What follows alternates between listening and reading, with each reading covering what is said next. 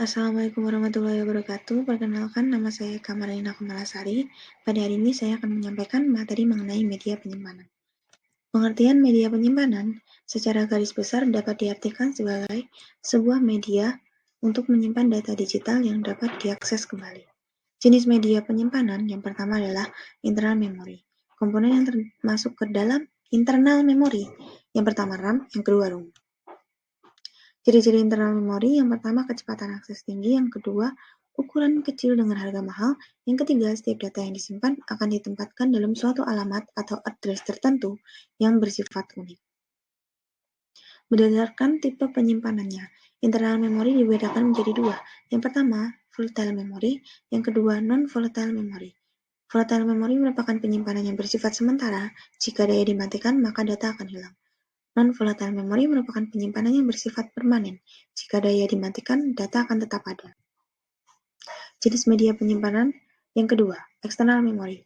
Komponen yang termasuk ke dalam external memory yang pertama hard disk drive, yang kedua solid state drive, yang ketiga solid state hybrid drive, yang keempat flash disk, yang kelima CD atau DVD. Ciri-ciri eksternal memori. Yang pertama, memori terletak di luar CPU. Yang kedua, memiliki kecepatan akses rendah. Yang ketiga, memiliki kapasitas besar dan berharga lebih murah. Yang keempat, data-data yang disimpan sifatnya permanen. Yang kelima, informasi yang disimpan pada alat tersebut dapat diambil dan ditransfer pada CPU saat diperlukan. Berdasarkan jenis akses datanya, eksternal memori dibagi menjadi dua, sequential access storage device dan direct access storage device. Sequential access storage device contohnya adalah magnetic tape, punch card, dan paper tape. Contoh dari direct access storage device adalah hard disk, flash disk, dan DVD. External memory berdasarkan karakteristik bahannya.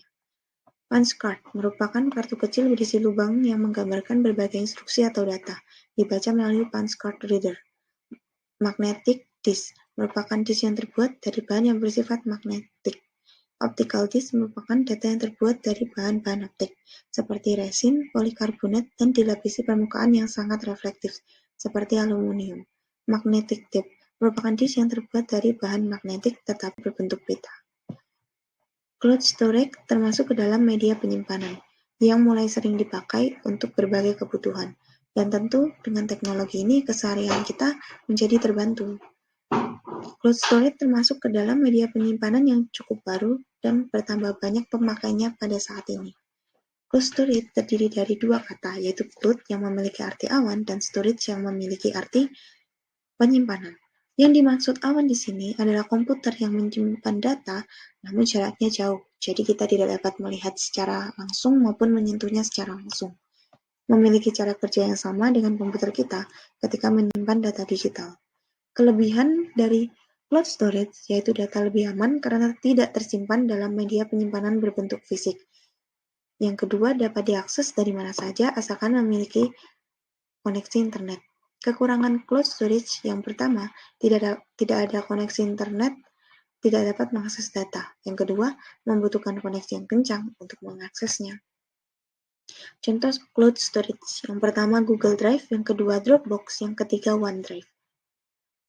Wassalamualaikum warahmatullahi wabarakatuh. Terima kasih.